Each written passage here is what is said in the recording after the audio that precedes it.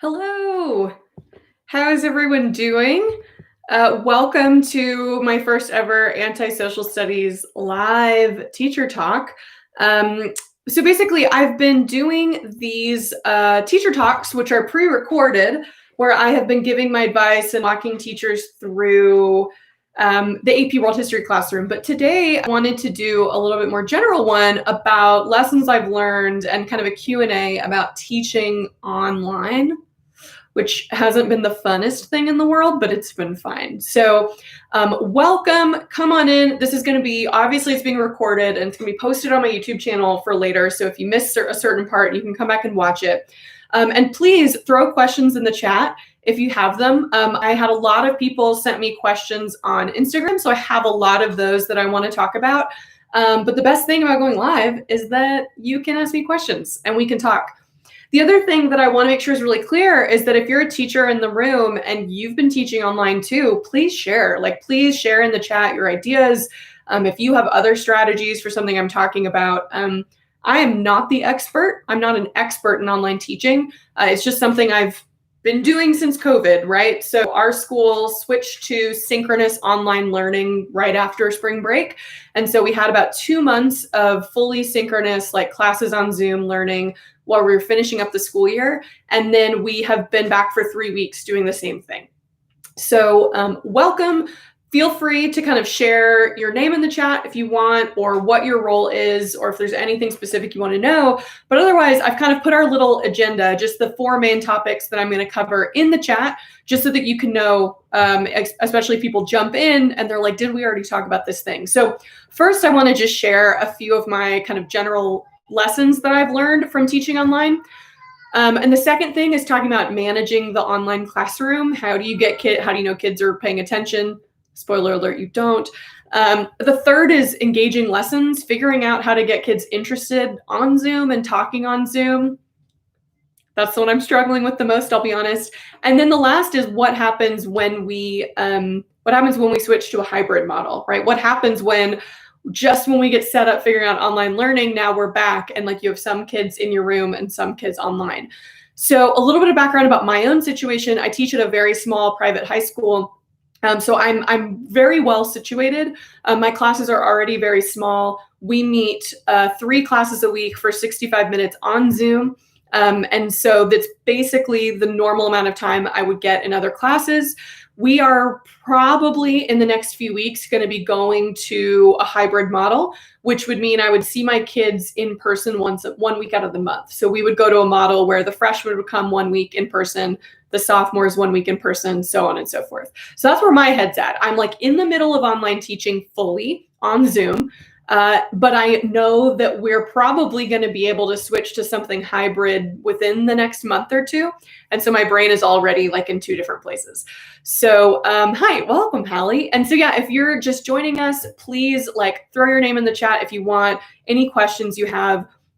My agenda that I put up there is just the 4 general topics I want to talk about. So the first is just, I wanted to kind of, this was more for me. I actually started making this document for myself of just like, what lessons am I learning from online teaching? And that's when I realized like that maybe I could share it with other teachers who might find it interesting. Again, I'm not an expert. My classes are not going perfectly. Like my classes are they're not going poorly, but they're not going perfectly. A lot of them aren't going the way I would like for them to. And so I'm in no way suggesting that I've figured it out. I'm more suggesting that I'm 3 weeks in and maybe I can save you a little bit of that learning curve, right? So here's my 5 lessons learned for sure. The first is that the thing that's taking me the most time, this is a question I got on Instagram too, is the preparation, right? And this is different for me because typically my preparation is pretty loose. I'm like, I've been teaching for 10 years. I kind of know like, oh, we're going to look at Hammurabi's code and I know what that means. And I know in class, I can just hand it out and we're going to talk about it. And that's my lesson plan. But now, obviously, when you're teaching and planning a lesson for kids online, you have to think through every step more. And so I have to think through, well, how do I want them to find Hammurabi's code? I guess I'll post it on Google Classroom. They can't just chat casually. So do I want them to talk to me? Do I want to make written questions they have to answer? Do I want to send them into breakout rooms? If so, how do I know if they're doing anything? So the thing that's taking me the most time is my planning and my preparation.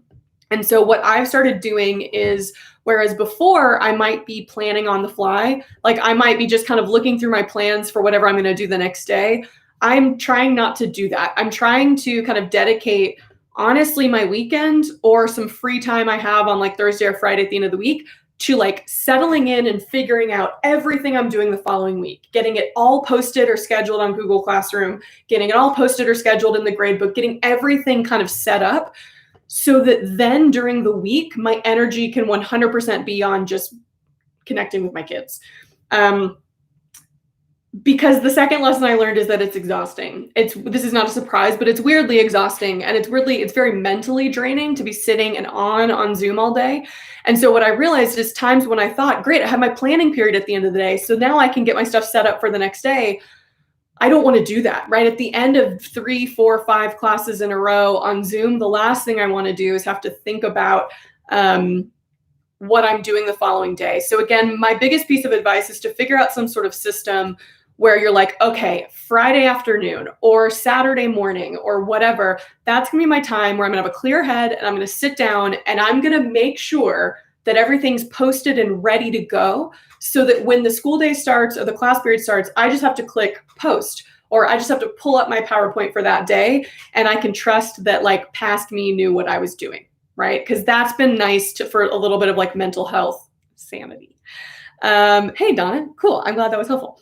Okay, another lesson learned is that everything is taking more time online. So things that I would think, oh, this is easily can be done in an hour, I'm getting behind.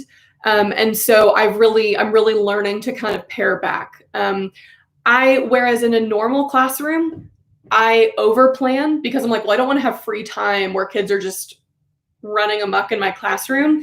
Now I'm shifting to where I'm under planning because worst case, I can let them go 5 minutes early and give them a little bit of a break from the screen before their next class. So I'm having to shift that teacher philosophy of like, plan up until the bell so that you have something for them to do.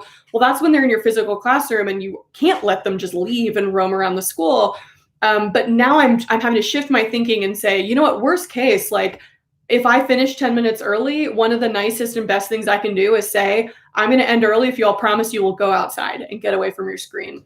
Now, my school has given us permission to do that. So obviously check in with your administrators, but my school has said, like, yes, if that's feasible, if it's not happening all the time, we want kids to be figuring out how to get away from their screens when possible. Okay, here's my real takeaway, but I don't want to sound too depressing. So we all just need to lower our expectations for this year.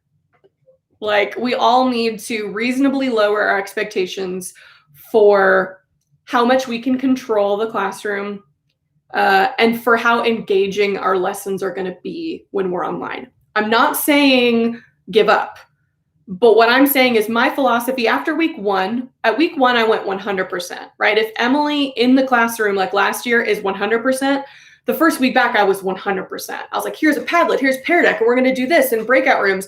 And by the end of the week, I was in tears. Like literally, I was like, I'm exhausted, and that was too much. And to be honest, I don't feel like the kids were at 100% because of it. It's not like, oh, because I threw all these things at them and had breakout rooms and stuff, they were super jazzed. They were still kind of muted and just like, okay, cool. And so I just gave myself permission in week 2 to say, I'm going to be maybe 80%. I'm going to be 75 to 80% me, meaning like I'm still teaching them all the stuff I'm supposed to teach them. I'm still doing my best and trying to make it as engaging as possible. But my expectations for how engaging it's going to be are at like 80%. And so I'm going to be happy with that, because what I was realizing is I was leaving the Zoom classes on the first week just feeling really bummed, because I was like, gosh, I really thought that was a good lesson. And like no one wanted to unmute and talk. And I didn't really get any of that energy back. And of course, you're just not when you're online going to get the same energy you will in the classroom. And so the biggest thing is to give yourself permission to lower your expectations, right? It's like prepare for the best, like prepare for an amazing class, and then be happy if your class was like 70 to 80% of what you wanted, right? And that can be hard for a lot of us overachiever teachers. Those of you who are on a YouTube Live on a Wednesday night, like I would imagine that's going to be a hard thing for all of us to do. And I think it's something we have to do because this year is going to be a marathon, not a sprint, right? Like the biggest thing is self-preservation. Like if I can be 80% good all year, that's way better than being 100% good now and like done by Christmas, right? And so, yeah, to that point, I have taught now between last year and this year, I have taught 10 different Zoom classes, like with different groups of people, different topics, different lessons. And across all of them, no one ever wants to talk. I can't figure it out. I can't figure out the psychology of it. I hope someone will, but no one wants to unmute and talk. And by no one, I mean, there might be 1 or 2 kids in each of your classes that are going to be like, let's go, right? But the rest, even ones who would be really participatory in class, for some reason, Zoom just sort of creates this barrier for them where the act of like unmuting and just participating more naturally is not happening. Maybe it's me, but I don't think it's me. And so what I, again, am having to accept is that whereas my class in person is very much discussion based, what do you think about Hammurabi's Code? And it's kind of informal. That just might not be the way my class is going to look online, and I have to be okay with that. And so if you can think through at least 2 different ways, right? Differentiating ways that students can share their feedback, that's going to just make things go so much better. And have one of them be verbal and one of them be passive, right? So one of them can be using the chat to your benefit, saying like, you can either raise your hand and share, or you can share your thought in the chat. And it's like, you're still getting that participation, but it's that kid might be more willing to chat.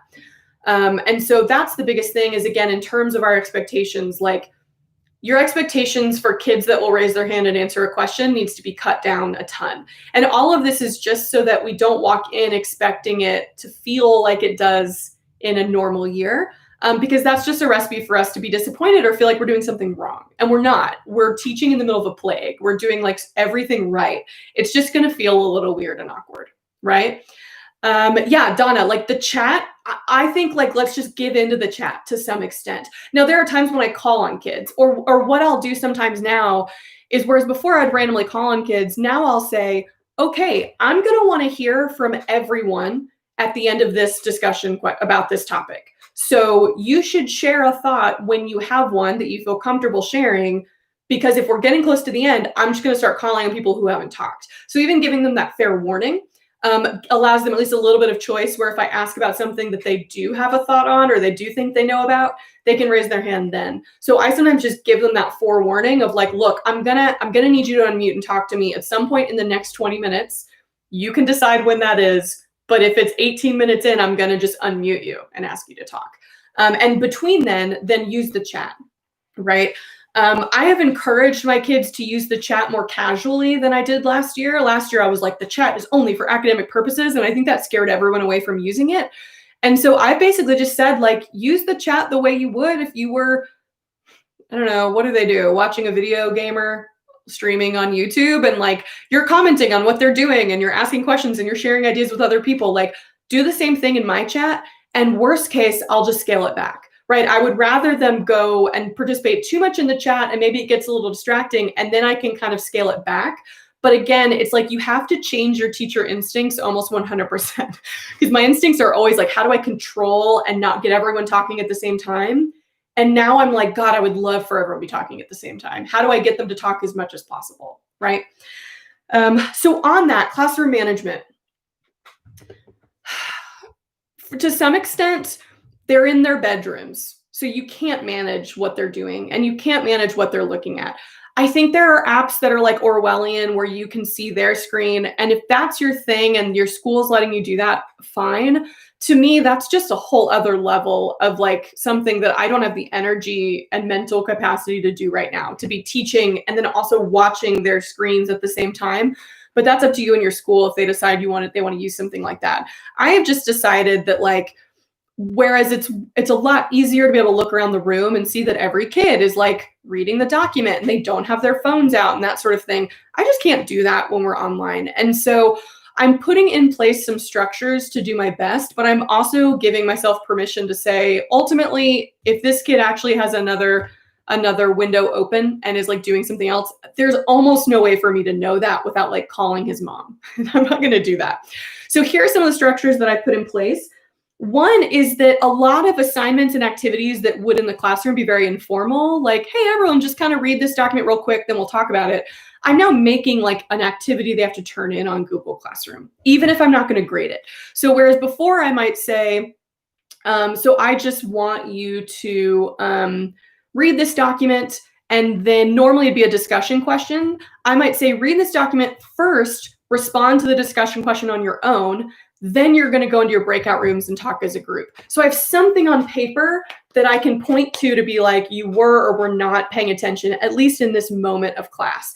And again, I might not grade it, but at least it's something tangible with a timestamp on it, where I can later on, if I start to notice that there's a student that's just never doing those things, well, then I can put in place some requirements for them only. I've decided not to do participation points. I went back and forth, and I just felt like it was going to be too much logistics on my end, right, of keeping up with it. But I'm willing to put in participation grades for classes that need it. And I've told them that. I basically said, like, I don't want to make like a full worksheet you have to do every class and turn in. And I don't want to make you turn in your notes every day from class. And I don't want to do a participation grade. I'm basically holding that over their heads as a threat, if I'm being totally honest, where I'm like, look, if y'all can just kind of casually participate without me having to force you and put a grade on it, let's do that. And then if there's a class that needs it, then I'm gonna add in something else. Yeah, so there's this kind of thing in the chat, which I think is super interesting about private chat. I'm honestly not sure how I feel about it. I don't love the idea of a private chat. Yeah, I teach high school, to be clear. So obviously, I think middle school, I don't know. I taught middle school too. I wouldn't do it with my middle schoolers. It really depends on you and your kids. I personally am not allowing the private chat just because I don't like the potential for like fully side conversations and people then fully being taken away from what's being done in class. They can private chat me. And so that's been really helpful, because students who maybe want to share their opinion and don't want to unmute and talk and don't really want to put it in writing in front of their classmates, they can just send it to me and I can say, great, someone said blah, blah, blah, and they can still get their voice heard. I think it's totally up to you and your school on whether you're going to allow private chat. That makes me really nervous. But that's just me. I'm just one teacher, right? I'll talk about breakout rooms in a second. So here's another tool. Here's a tool that has been really helpful. A tool that's been really helpful has been Pear Deck. And I think it's similar to Nearpod. And so what I have started doing, if you're not familiar, Pear Deck is essentially just an add-on. It's like an extra menu you can get for Google Slides. So you can take any Google Slides presentation you have, or you can make new ones. And then Pear Deck just allows you, it gives you more options to create interaction on those slides. So whereas before you might have a prompt that's a question that would become a discussion or become a writing assignment, you can now make that slide interactive, and the students will just type their answer right there, and you'll be able to see everyone's responses. Essentially, the students like log into the student view, like when you do a Kahoot, right? You give them a code and you say, cool, so now you're not sharing your screen. I have my teacher view on my end, and they'll have the student view, which means they're on the slide I want them to be on. And if there's a prompt and I want them to write, there's a text box they can type in. If I want them to draw, they can draw. They can, someone on Instagram asked about maps. You can put a map on your slide and then say like, drag the red dot where Tehran is, drag the blue dot where Lima is. Like, you can do activities like that. That's been the best tool that I've kind of invested in. It's free, but there are some extra tools if your school is willing to pay for the premium. Because that's been the closest thing I can get to this sort of informal back and forth that I normally have in my classroom. Normally in my classroom, I can just be like, hey, let's just really quickly, everyone think about this question, write down your thoughts, and then let's talk about it. On Pear Deck, I can just say, cool, everyone just kind of type your thoughts, and then I can pick out and say, like, hey, Jesse, like, I saw that you had a really cool thing to say about this painting. Would you mind sharing with everyone? So it's a way to spark a conversation where a kid maybe already knows, oh, she's calling on me because I had a good idea. And so it gives them a little bit more comfort. By the way, hey, Dylan, I just saw that my friend Dylan is here. Okay.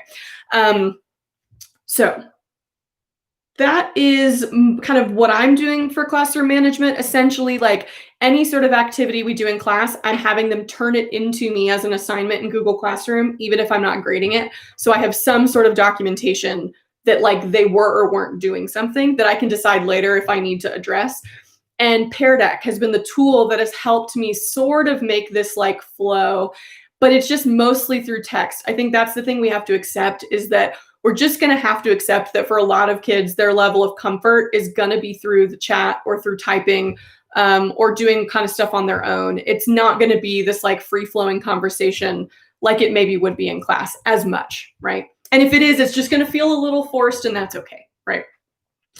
So student engagement, oof, like how to get students engaged on Zoom. For one, don't assume they're not engaged because they're not like, yeah, because that's weird, and students aren't going to do that. You lose basically all of our physical and social cues that we normally have in the classroom. We lose it on Zoom, right? Unless you're me. I'm outrageously, like I talk with my hands and I get really close to the camera, but most normal people aren't going to do that. And so for one thing, it's like, don't assume that if a kid's being quiet or if a kid's just sort of sitting there like this, that they're not engaged. That's why you want to give yourself other opportunities for them to show you that, because they might put something in the chat or put something in a Pear Deck response or in an activity that you later look at and go, oh, wow, they were really listening and really thinking about it. You just lose the visual ability to like tell, right? The other thing too is just to understand this is not as engaging, and there's part of me that it likes that. I actually really like that students and parents and people are recognizing that like, oh, it's not the same, right? It's not the same as my kid being in the room with their amazing teacher. So there's part of me as a teacher who's like, good, I'm glad it's not as fun, as engaging, because otherwise we're all just going to be put online and like teaching kids like robots, and that's not good. And so there's part of me, like the silver lining to the fact that Zoom just isn't as engaging for class as in person, is that means we're doing our jobs right. That means that we're adding a ton of value in the classroom, which is something we all already knew. Well, like not everyone already knew. But so with that, I essentially have come up with like 3 different lesson frameworks in my head where I'm like, my lessons are some mix of one of these 3 things. It's either just like whole class on Zoom, and that's either me lecturing and then prompting them with discussion questions, or that's like a discussion. Like we read an essay from the 1619 project the other day, and they knew coming in, I'm going to give you a bunch of discussion questions and I'm going to mute myself and you're going to talk. That was actually really powerful for them to realize I'm actually muting myself and I'm just going to sit there and listen, because like they could only sit in the awkward silence for so long. Or there's times where I do a lecture or something like that. So that's like just we're all in class on Zoom for the whole time in theory. The second type is some sort of like small group breakout interaction. So it might be like we start together, we introduce the class, we introduce the idea, then I send them to breakout rooms, or I send them off on their own. I say, cool, here's this prompt, take 15 minutes, feel free to go outside, feel free to go to some other part of your house and like think through this prompt, or go to your breakout rooms, then come back and we're going to discuss and do things with it, right? That's sort of the second framework.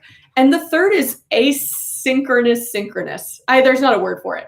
I saw a meme the other day about NSYNC. We should call it N-synchronous and just reference Lance Bass a lot. So what that means is basically they come to class, I explain the activity. So today I did this with my AP World History students. I had a documentary on the Song Dynasty that I had put into Edpuzzle, which is a YouTube tool where you can like insert questions. And I said, hey, instead of me trying to stream it and then it's going to lag and we're all trying to watch it together, why don't you go watch it, but just stay in the Zoom, but like turn your video off, turn your mic off, I'll turn my video and mic off, go watch it. And as you have questions, come back and put them in the chat. And so I'll be here. I was like then doing work, but I was monitoring the chat. And so if kids had questions that they got to that they didn't understand, I was there to support them, but like there was no direct interaction going on. And so again, you want to talk to your administration about the different levels of what that looks like. Does that mean you can just explain an activity and then say, everyone sign off and go do it? Because sometimes that can be nice. The thing I've learned is that originally when I was planning my lessons, when I was planning my hour-long lessons, I was trying to mix in all 3 of those elements into one lesson to keep it moving, right? I was like, cool, this will be the lecture part. Then they're going to go do their own thing asynchronously for 15 or 20 minutes or whatever. They're just going to go work on their own. Then we're going to come back and I'm going to put them in breakout rooms, because I was like, that'll keep things moving and keep it engaging. And it ended up just being really stressful. It was just all the logistics of like making sure everyone was back at the right time and that I could make the breakout rooms. And what I realized is that instead of trying to mix it up each day, I've been thinking of it more mixing it up each week. So like within a week, if I see the kids 3 times, then I'm mixing up what I'm asking the kids to do over the course of that week. So that might mean that one day is sort of just a lecture day. I'm going to lecture and we're going to discuss. Then the next day, maybe we're doing an asynchronous. Come in, I'm going to give you the DBQ I want you to look through, and you're going to come back at the end and we're going to do a brief conclusion. And then the third day, they're going to do something in groups with the documents that they looked at, right? So it's like by the end of the week, they've gotten a lot of different types of learning and had different opportunities to interact in different ways. For me, I've just realized that is simpler. I don't know what your schedule looks like. Mine looks like this. My school, I teach 3 preps. And so I teach AP World, AP US, and US History. And I have 5 class periods. So, and our schedule looks like this, where it's a rolling schedule where we go A, B, C, D, E, F, A, B, C, D, E, F, A, B. So like on every day, I have a different class first period. I have a different class after lunch. There's a reason for it that I can get into later that is good, but it's a nightmare for me because I'm constantly like, where am I? What am I? Is this US history class a day ahead or a day behind? So for me, what I've realized is that it is worth it to simplify each lesson for my own sanity. So even though I know that it's probably better like pedagogically to mix things up and say every 15 or 20 minutes, we're kind of transitioning and doing something different. In my brain, that was super overwhelming with this schedule. So it's a lot easier if I can just look at my plan and go, right, I'm doing that PowerPoint and that's it. Or right, they're going to be watching the documentary and that's it. And so again, that's just something that has helped for me is again, thinking about it not in terms of like one class period being all mixed up and unique and interactive, but maybe over the course of a week being interactive and having different options. Again, please feel free if you just joined, feel free to put questions in the chat or share ideas in the chat. I love like Jesse's comment about like that you found side conversations, like private chat can be engaging. And I agree. It's like, we can try to harness, like these kids are online a lot and they're able to interact and connect online in a way that I at least don't understand. So it's like, can we figure out a way to have that in the classroom that's still monitored? And so I think if you know your kids, I think especially once school gets going and you know your kids, I think that could be something interesting to try. And then it sounds like from Jesse that you can afterwards go see the whole private chat, which maybe students don't know that. Maybe the first time you don't tell students that, and then you can be like, hey, that was an interesting thing you had to say. The only thing I worry about is the element of like cyberbullying that could come up. And I don't use that term lightly, but like the element of, or even kids being just sort of excluded from something that's happening and me not really being able to address it in the moment is the thing that makes me nervous. But I do agree with Jesse that like, we got to loosen up a little bit our control over the classroom to make it anything they're going to be maybe participating in. Interesting. I'm going to get to Dylan's thing in a second, but if other people will check out the chat too and answer questions as well. So let's see. Facilitating class discussion. This is something that teachers asked is like, how do you facilitate a productive class discussion? I have not figured it out yet. I just haven't. I'm reaching the conclusion that it might just not be something I do online, that it might be small group discussion or like individual reflection. And that's a bummer. Again, I'm still trying, but like I did that discussion on the 1619 essay and I literally just had to say, I'm going to mute myself for the next 10 minutes. And then I was sitting there with like my notebook kind of jotting down when people talked. And it wasn't great. It felt like I was sort of threatening them. Like I liked to be able to talk with them, but that was what it took to get kids to unmute and start talking. And even then, right, it's like in any class, there are kids who are going to talk. And there are kids who know that and are like, if I just stay quiet long enough, so-and-so is going to step in and answer the question. And that's even easier to do on Zoom. You're just totally disconnected, right? Like it's so much easier to just sit back and you're in your room and you're like, I'm just going to wait. I know that this student's going to answer it at some point. And so A strategy I haven't tried yet, and we've done it in Zoom meetings with staff, but I haven't done it with students, is full on like talking stick circle, quote unquote. Like literally giving all the kids a number. They can rename themselves and say, you're number 1, 2, 3, all the way up, and saying, like, I'm going to ask you a prompt, and everyone's going to get the chance to talk. Number 1 is going to unmute and share your thoughts for up to 30 seconds. And then we're going to move on to number 2. Like, that's painful. And if you have a class of 35, I don't know how logistically you would do that, but like it might come to that where we just say, we're not going to have more spontaneous, more organic discussions online. But we can do something where everyone has to kind of share their voice.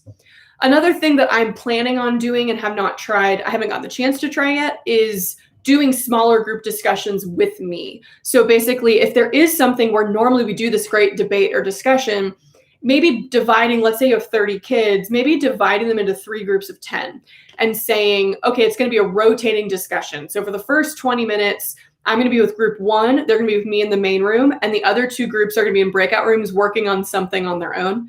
Then I'm going to bring in group 2. And so it's like I have the same discussion 3 times with 3 smaller groups of kids. That's something that might be doable if you have something that the other kids need to be working on that they'll have to turn into you, right? Because you won't be able to monitor them. That brings me to another question about breakout rooms. Like, do I like them? Do I not like them? I really like them. I think they're really useful. I think we just need to be honest about that. Kids are not going to be as productive in a breakout room as they probably would be in other circumstances, because either they're just going to want to chat with their friends, which honestly isn't a bad thing, or it's going to be awkward because it's a smaller group now and kids are just going to sit there staring at each other. That's when normally those groups go in one of those directions. So using breakout rooms, I think, is super helpful. Use them for very short amount of time. So literally, like, if let's say you have a few things you want them to talk about, give them the first prompt and say you have 3 minutes, and then come back and debrief, and then say, cool, here's the next prompt. You have 3 minutes. Like, if they're in a breakout room longer than 3 minutes, they've lost attention. And I found where no matter what I assigned them for a breakout room, literally no matter what, they were like done in 3 minutes. That's what I've observed. So it's like, just break it down into smaller parts so you can constantly be like checking back in, refocusing people before you move them out. And the other thing with breakout rooms is having some collaborative thing they have to be working on that is shared with you. So almost any time I send them to a breakout room, I have created a document that they get a copy of that has whatever talking points or whatever things I want them to do. And I might assign one to each group. So the whole group can be working on one document. But make sure it's something you create, or I guess the kids share with you. But it's easier if you just create it and share it with them, because then while they're in the breakout rooms and you're drinking your coffee, you can be a little Orwellian and have the different Google Docs up and be watching as they're adding stuff in. That's been the most helpful thing, where I've been able to watch groups, and after a few minutes, I'll see like, hey, I noticed this kid's cursor has just been at the top the whole time and they haven't contributed anything. I'm going to hop in and join that breakout room and just see how it's going, right? It might be that kid's just sharing a lot and other kids are typing, and that's fine. But that's been the best way to keep kids accountable, to where, you can't be in all the breakout rooms at once, but you can at least be monitoring, and then you can know which ones you might want to jump in and join every once in a while. So to Dylan's question about like having some sort of mix, right? Of like, okay, some days of the week you're synchronous and some days you're asynchronous. Yeah, I think in terms of like, if you have an asynchronous day, like Fridays are asynchronous, like you just have to have something very tangible that they have to turn in, and you have to have a really clear deadline. I don't know exactly what the rules at your school are going to be, whether it's like at midnight on Friday or whether you can say by the end of the weekend. But to me, it feels like maybe if you can set up like an office hours time that's towards the end of the day, and you can say maybe like, I don't know, if it were me and I were setting it up, like if they told me Fridays are all asynchronous, kids are just working on stuff on their own, what I would do is for like world history, I would say, okay, from 2 to 2:30 or from 3 to 3:30, I'm going to have office hours for world history. And basically, if you have not submitted the thing you're supposed to submit by then, you have to come and check in with me. So like if I assign them something in Google Classroom and 19 of my kids have turned it in, but 2 haven't, then I'm reaching out to them and their parents and saying, cool, come check in at office hours at 3:30 so that we can talk about it and I can make sure you know what you need to do. Right. And so that's the benefit, is like it motivates them to get it done so that then they don't have to come for that thing. But obviously, if every teacher in the school is doing that, that's going to be tricky. So I think if nothing else, right, you could use Fridays. Like, I know, Dylan, I know you're an AP World History teacher. If you are like an AP teacher, for example, Fridays could always be something that's a little bit more skills based, right? I mean, it could just be cool. I'm going to be getting content to them Monday through Thursday. And every Friday, they're going to have something that's either going to be a practice multiple choice, or it's going to be an SAQ they have to do, or it's going to be an outline of an LEQ. Like, it could be something that they just know it's always going to be this a little bit broader, like skills-based practice. That could like set up a really nice sort of consistency where I think if you're going to do asynchronous and it's going to be every week, having it be a similar type of thing every week might be helpful, to where they can't be like too confused. Like, I didn't know what we had to do, right? I don't know. I also really love Edpuzzle for asynchronous learning. So that's the tool I like the most. And I've had teachers talk about, and I've considered, I'm probably going to do this as well, that in theory, right, you could record yourself doing a lesson and post it on YouTube private, and then make an Edpuzzle out of it. So like, if you have asynchronous learning, you can say, I have this 25-minute Edpuzzle video of me explaining the fall of the Roman Empire, and I need you at some point before next class, you got to go watch it. And I've inserted questions along the way to see if you were paying attention. And so that could be a way to use time that maybe has to be asynchronous, where you're still kind of controlling, like, and that also can save time that would normally be lecture when you actually get to be face-to-face with them. That would probably be my approach, is use those asynchronous days to be like getting content. Either like that's your time to read the book for the next week, read the assignment for the next week and do your notes, or that's the time to watch this YouTube video, crash course, Heimler, whatever, or watch one of my videos and do that. The other thing I really like about Pear Deck as a tool is you can assign slideshows asynchronously as well. And so if you have an activity that you want kids to do on their own that involves a lot of steps, I would look into Pear Deck or Nearpod, because what it does is like, it makes Google Slides where it contains everything in one place. So you can, and they have to kind of click through, and then now it prompts them, answer this question. Even if you have other websites you want to send them to, Pear Deck allows you to insert them and embed them in the slide, to where they can actually just access it right there in the slide. It's not like a hyperlink that takes them somewhere else. So it's like literally the whole thing is step by step in one place. So that's been the tool that I've been the most excited about for things when I want to maybe say, okay, we don't actually all need to be staring at each other on Zoom to do this. Why don't you all go work through this for 30 minutes and we'll come back and kind of debrief at the end. Pear Deck is more than just like slides for a PowerPoint. It can be a way to kind of put a bunch of moving parts in one place where kids can work through it on their own time. Okay. One other tool that's been really helpful going back to interactive learning is Padlet. So if you're not familiar with Padlet, it's basically like a class collaborative bulletin board, right? And there's a ton of different templates. There's a timeline template that I've used that's great. There's a map one that's awesome. There's also then just like different forms of kind of a bulletin board where kids can all just throw their stuff up there and we can see it all. So again, if normally, like in my AP US history class tomorrow, they're making dating profiles for colonial leaders, like a dating profile for Anne Hutchinson or whatever. And instead of the awkward, like, I'm going to share my screen and just talk you through my dating profile I made, I'm going to have them post theirs on Padlet and then give them like 10 minutes and say, turn off your camera, kind of rest your eyes or whatever, put on music and just scroll through everyone else's and kind of see what everyone else has done. So instead of like presenting, which is very slow and boring, it's just a tool where it's a very easy way for everyone to just throw whatever they've been working on in one place. So my 3 favorite tools, to be clear, that are actually working for me are Pear Deck, Padlet, and Edpuzzle. So if that's helpful. Okay, the last part, and then I'll finish up or answer any other questions that you'll have, is what about when half are in the class and half are not? And I'm having to think through this too, because I think my school will be going to this relatively soon. And so obviously the situation is, let's say, just for sake of discussion, half your kids are in the room and the other half are like zooming in from home. And here's my approach, and I'm not I'm not saying this is necessarily going to work. I might adjust it. My approach is that I'm still going to build my lessons as if we were 100% online.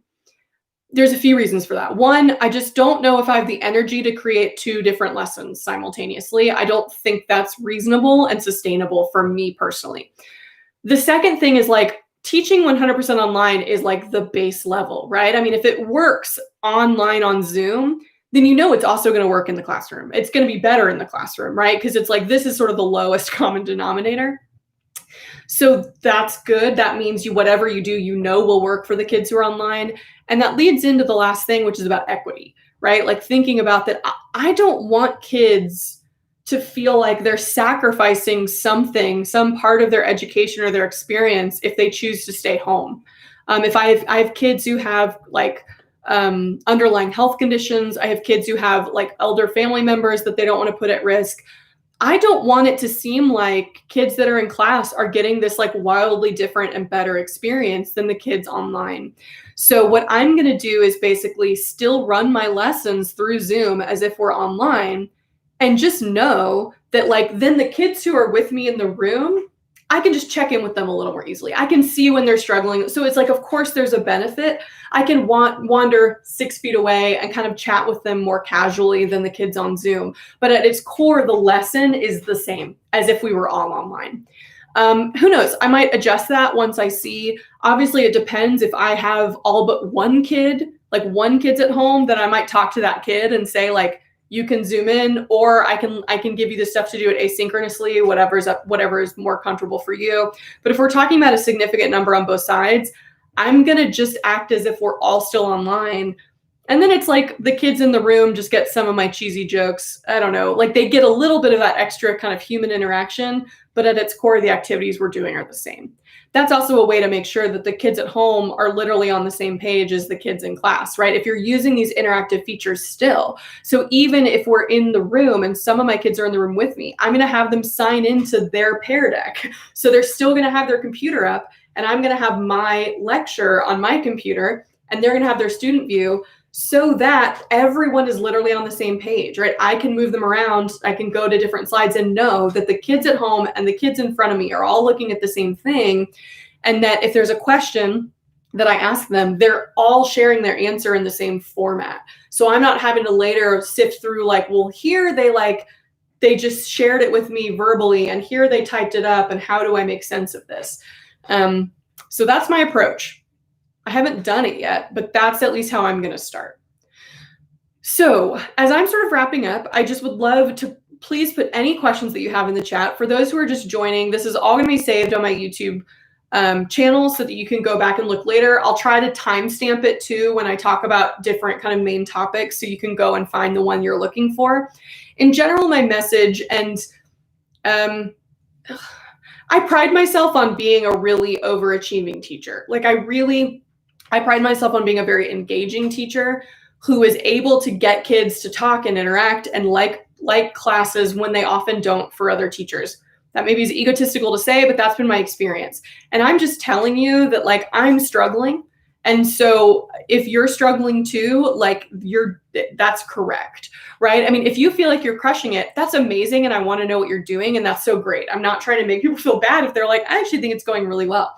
It's going pretty well for me, but it's only going well because after week 1, I changed my expectations. I just said, you know what? Like, 1, I can't manage the kids the way I can in the classroom. I'm going to give up that idea.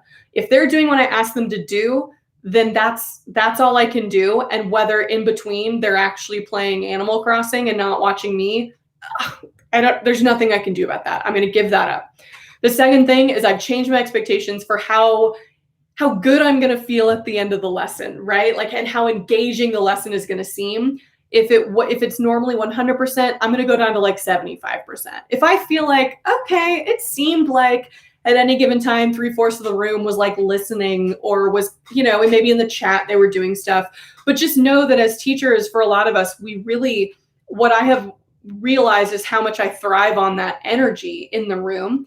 And that there's just not really a replacement for that. And so again, my final thing for those who are coming in later, like that I mentioned at the beginning, I think that's a good thing. I think it's good for our profession that Zoom classes aren't as good as in-person classes. Because if they were, like, why ever worry about having teachers in the classroom ever again? Why not just hire one teacher to teach 500 kids on Zoom? And you know what I mean? Like, I think for our profession, I'm not saying you should intentionally make your class less engaging, but I'm just saying the silver lining is, like, for every Zoom class you have that's like, ugh, that kind of fell flat, that's also confirmation that, like, you're adding value when you're in the classroom. It's not going to feel great right now, but then when you get back into the classroom, it's like parents are going to know better, students are going to know better, your admin might know better.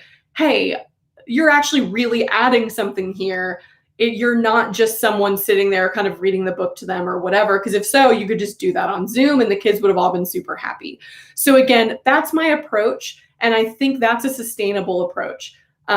If you are going full throttle and like Bitmoji classroom and everything super interactive, good luck. And I really hope that that works. And just know I'm doing that like 75% because I did it 100% the first week and was like, I don't think I can keep up this level of energy all year. I think if I hold myself to like a 75% standard, I can keep that up at least till winter break, and then we'll reassess. Perfect. And so, yeah, Donna and like Jesse, to both of your points, like one of the reasons I wanted to do this live is not that I'm an expert on this or that I figured it out. It's like, I just want to tell as many teachers as possible, like, this sucks. And it's like, it's just not as fun. It's just not as good. And that's not I'm not trying to like be a downer, but like, again, it's community. It's understanding that you're not like a bad teacher because you can't get kids to unmute themselves. Like, I can't get kids to unmute themselves. And it's like, and these are kids, I work at a really small school. They know me. They call me Emily. They call me by my first name. Like, I taught most of them last year. Like, I've traveled with them to other states and I still can't get them to unmute. So it's like, just know that you're not alone. And that doesn't mean you're doing anything wrong. It just means this format is different. And so you might be getting crickets, but then if you're getting like activity in the chat, go with it. If you're getting activity on Padlet, go with it. If you're having kids email you later, like, hey, I actually had a question about this, take that as a win, like they were listening. And otherwise, like, take care of yourself, right? Like, take care of yourself and make sure that you're going to stay a teacher after this school year. Because the worst thing is I feel like we're going to have teachers who go 100% and at the end of the year say, I can't do this again. And that's not what we need either, right? We need you as a teacher in December, in May, next year, in 5 years, right? And so this might not be your banner year as a teacher, and that's totally, totally fine. The fact that you're all here and you're like listening to me talk about this on a Wednesday night when you could be doing anything else means probably even your 75 or 80% is like significantly better than what it could be, right? With a lot of students and a lot of teachers out there. So with that, thank you for joining this live. Again, I'll be posting this on my YouTube. If you haven't already, if you would subscribe to my YouTube channel, that would be great. But otherwise, as always, you can find me on Instagram at Anti-Social Studies. You can send me messages. I've been pretty good about trying to respond to everyone's questions if you have them. Make sure that you also, if you teach like a social studies or history class, make sure that you check out, if you haven't already, my website. I'll put it here. Especially for AP World and AP US, I'm putting a ton of resources there. A lot of them correlate to my YouTube videos. But even if you're a science teacher or whatever, like a lot of this is similar across the board. And so please feel free to reach out if there's anything I can do to help. And if you really appreciate what I'm doing, I'm going to do a little shameless sell here. I do have a Patreon account, which is just a way for people to kind of show support. It's been able to help me invest a little bit more in like equipment to make better YouTube videos. I'm actually starting to work on that right now. It's helped me kind of invest a little bit more time and money into this thing I'm doing. And so if you appreciate what I'm doing, I have a Patreon account. So you can join for as little, it's like literally the lowest level is $1 a month, and you get access to all my materials on my website.